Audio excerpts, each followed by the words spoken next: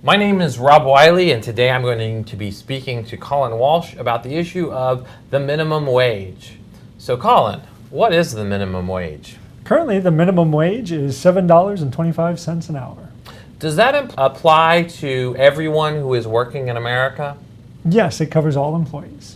And I think that's one of the more interesting things about this law. It's part of the Fair Labor Standards Act of 1938. So it's actually one of our oldest employment laws on the book. And so the government knew that employers were going to try and get around this law, so they made the law apply to everybody. And then there are some exemptions where you can be pulled out of the law, but the base for everybody is that you should be getting minimum wage.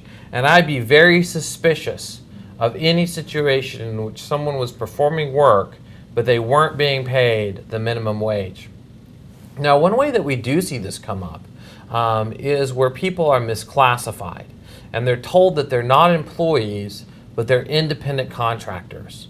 How might someone have a minimum wage violation if they're being told that they're an independent contractor? Well, if they're really an employee, and there's a test that you can use to determine that, but if they're really an employee, they should be being paid minimum wage for all the hours that they're working. And one way we see it is getting a day rate that is not going to be the minimum wage for the hours of work that they're performing that day. And you can do the math.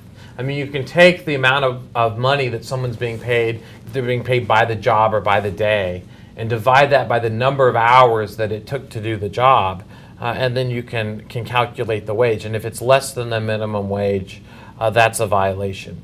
As you can imagine, minimum wage violations are often about exploitation. It's about taking people that may be economically disadvantaged, racially or ethnically disadvantaged. They may be immigrants, and really taking advantage of them. And so where there's a violation against one employee, a lot of times you see violations against multiple employees.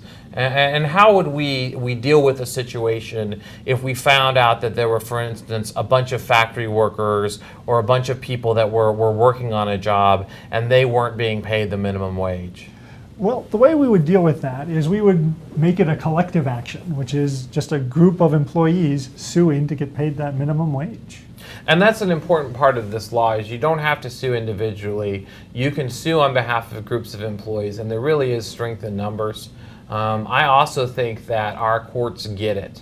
If they see a minimum wage violation and they see the exploitation that goes along with that, then I think that they're willing to take action so that we can enforce that law. One of the few cases of minimum wage that I've seen, and it's not all that common that we see the minimum wage violations, but I can remember we had a case involving an elderly African-American man, and his granddaughter brought him into our office. And she'd gone off to college, and she was just appalled that her grandfather was being mistreated like that. But it really is cases of exploitation in which somebody who might be ethnically or racially disadvantaged, educationally disadvantaged, or just economically disadvantaged is being exploited. And so I take minimum wage cases particularly seriously, trying to get relief for clients.